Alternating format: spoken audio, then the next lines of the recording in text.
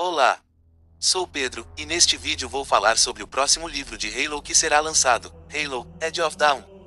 Ele foi anunciado há alguns meses, mas recentemente ele ganhou uma prévia do capítulo 1 lá na Halo Waypoint, então vou aproveitar e falar sobre o livro, incluindo a prévia. E antes de se animar com o livro, já vou te avisar, não tem previsão do lançamento do livro na versão em português. Só em inglês. Infelizmente. A única coisa que não gosto de Halo é isso, não tem quase nenhum livro ou HQ em português. A maioria é em português. Os 4 únicos livros em português são Halo: Broken Circle, meu primeiro e único da franquia por enquanto, contando a origem do Covenant, e a saga dos Forerunners, uma trilogia de 3 livros que contam como era a sociedade Forerunner e como ela combateu o Flood até construir os Anéis Halo. E ainda tem uma HQ que eu não sei se tem versão em português ou não, não achei nada confirmando que tem em português, embora algumas lojas na internet digam que tenha. É Halo: Helljumper, uma coletânea de várias histórias. Mas mesmo assim, vou comprar esse livro. Não no lançamento, já que com certeza vai ser caro. Quando baixar o preço, compro ele, e vou ler ele usando um tradutor, já que quero muito ver a continuação da história do Master Chief. Voltando ao livro do vídeo, Halo: Edge of Dawn será lançado agora, em 16 de dezembro de 2025, e conta a continuação da história de Halo Infinite, começando exatamente onde o terminou. Tem novas aventuras, com o Master Chief agora ao lado da Ia Joeuse, antes chamada de A Arma, e do piloto Fernando Esparzá. Aqui está a descrição do livro no site. 2560. Após eliminar o chefe de guerra Scarun e mergulhar a liderança dos banidos no caos, o Master Chief continua a luta em Zeta Halo, acompanhado por sua nova companheira de Ia e seu leal piloto Fernando Esparzá.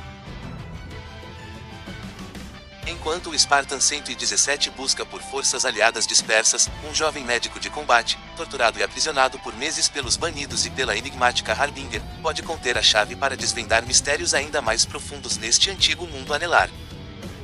Mas cada passo em direção às respostas é assombrado pelo sinistro e esquivo mestre espadachim Jega R. Donai, que está obcecado por vingança. Na minha opinião, esse médico que a descrição cita é Lucas Browning, já que nos registros de áudio que encontramos no mapa da campanha, Browning tem uns áudios próprios, com ele dizendo que foi capturado e estava sendo torturado pelos banidos. O jogo não deixou claro se ele morreu, e a própria lore diz que ele é um médico.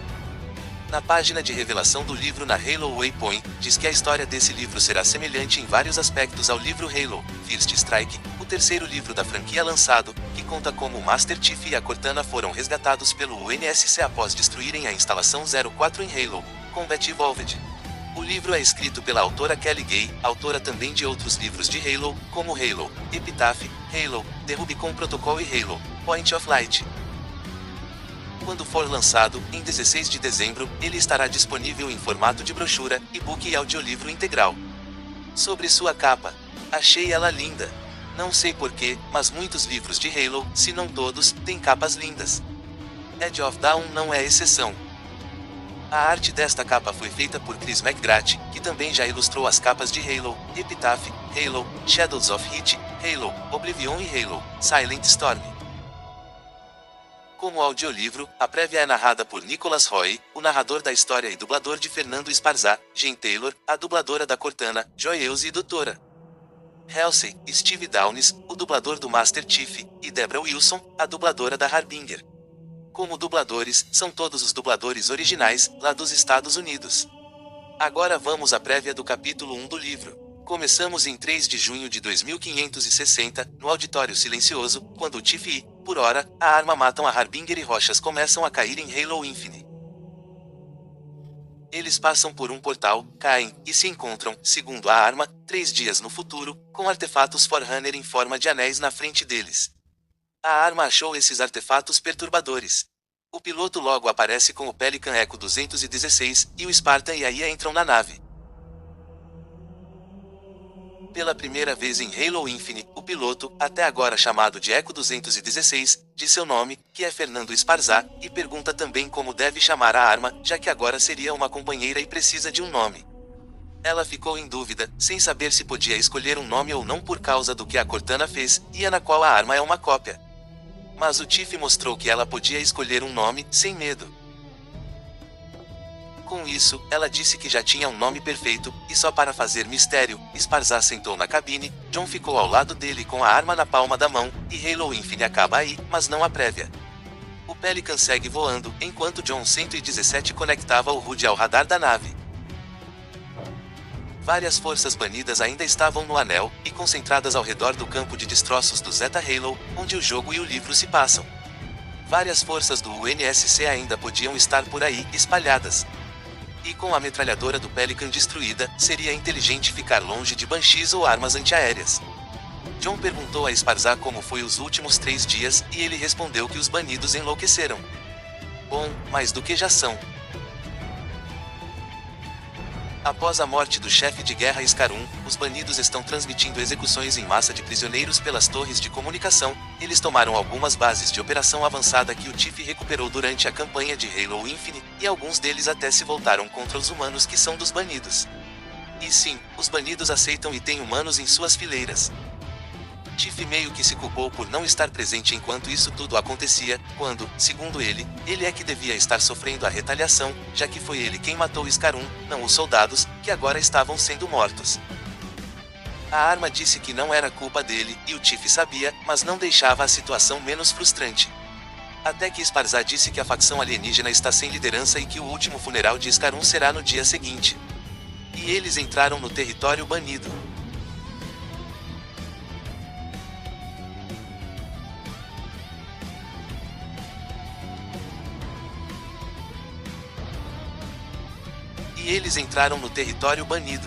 A vários quilômetros de distância, eles viram várias ilhas na parte destruída de Zeta Halo, com várias delas ainda abrigando vida resistente.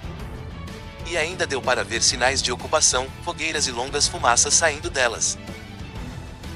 Podiam ser de humanos, ou até de sua esquadra Spartan, a equipe azul, composta pelo Frederick 104, Kelly 087 e Linda 058. Ele sabia que seus companheiros podiam estar por aí, assim como a doutora Halsey, que é como uma mãe para todos os Spartans 2, a comandante Spartan 4 Sarah Palmer, e o comandante da UNSC Infinity, Thomas Lask, também podiam estar, tramando alguma coisa para derrotar os banidos no anel. A Infinity tinha centenas de Spartans quando foi atacada, muitos ainda podiam estar vivos. Mas com os banidos interferindo no sinal, tornava quase impossível saber quantos sobreviveram. Embora quisesse procurar o resto da equipe azul e os outros, John tinha que aproveitar a janela de ter matado Scar-1 antes que a perdesse. Então, a arma disse, sem a liderança do UNSC e um comando centralizado claro, o protocolo Rubicon continua em vigor. Esparzar perguntou o que era isso, e ela disse que é para manter a instalação 07, outro nome do anel, longe das mãos dos banidos e deixar eles sem um líder a qualquer custo.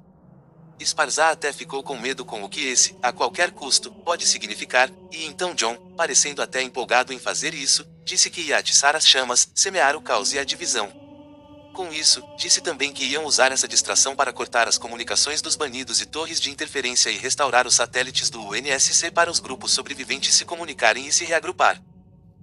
A arma, alegre como sempre, disse que Caos parecia divertido, olhando para Esparzar. Como resposta, ele revirou os olhos e disse que estava se afogando em diversão, em ironia pura. O Pelican continuou descendo em direção à borda da fenda, e o sol do sistema desconhecido tinha se posto. Então, Fernando Esparzar perguntou que como já sabiam o nome dele. Se a arma pretendia dizer o nome aparentemente perfeito dela.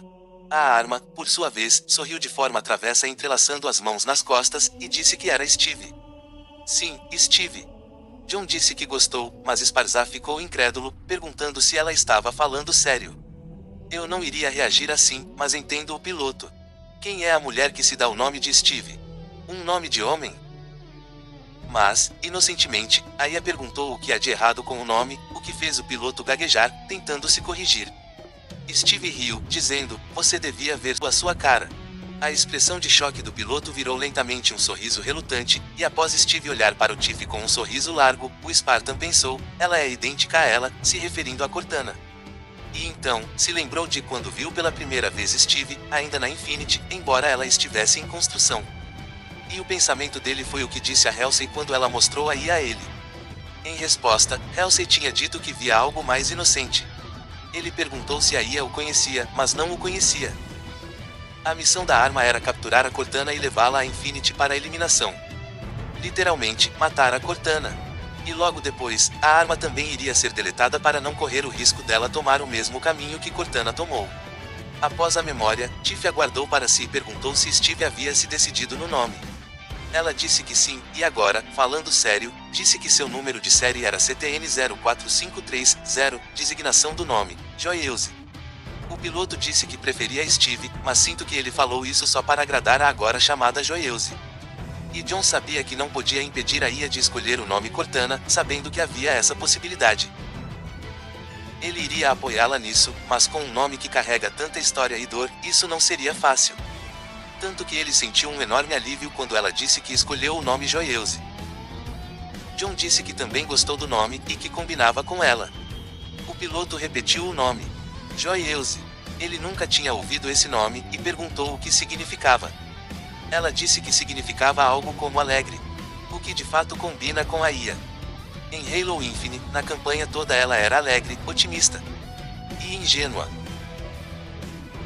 Com a explicação, o piloto disse que o nome combinava com ela, e então disse que quando ele e a esposa dela deram o nome à filha deles, que se chama ou se chamava Yali, tinha demorado uma eternidade, já que a esposa dele adorava nomes únicos. Joyeuze perguntou como escolheram o nome, e no meio da explicação de Esparzar, ele se interrompeu, para dar atenção ao caminho para não bater o Pelican em pilares irregulares que se projetavam da encosta de um pico montanhoso árido. E enquanto eles dois falavam sobre nomes, o Master Chief começou a se lembrar de quando viu pela primeira vez a Cortana. De quando ela entrou pela primeira vez na interface neural de seu capacete com uma pontada aguda e gelada. Essa sensação foi inesperada, assim como ouvir outra voz na sua cabeça, coexistindo e falando com sua mente. A primeira coisa que ela disse foi: "Não tem muito espaço aqui." "Olá, Master Chief." E ele respondeu: "Olá, Cortana." E aqui termina a prévia do livro. Por enquanto, é tudo de Halo, Edge of Dawn. Que pena que não terá em português, pelo menos não por enquanto. Mas como eu disse no início do vídeo, vou comprar o livro mesmo com ele em inglês. Isso porque quero ver a continuação da história do Master Chief, Joyeuze e Fernando Esparzar. Quero saber se a Sarah Palmer, o Lasky, a equipe azul, se todos os personagens que estavam na Infinity morreram ou se estão vivos. Quero ver como Jega R. Donai, um dos vilões de Halo Infinite que aparentemente tinha morrido, vai efetuar sua vingança contra o Chief. Bom, tentar efetuar. Todo mundo que bate de frente com ele, acaba morrendo ou muito machucado. E também, tenho uma pequena esperança da Cortana voltar, mas agora não como uma vilã, e sim a Cortana de antes, aí a boazinha dos 4 primeiros jogos. Mas é isso. Espero que tenham gostado do vídeo. Se inscrevam, deixem o like, ativem o sininho para saberem quando novos vídeos chegarem, e nos vemos no próximo vídeo. Até mais!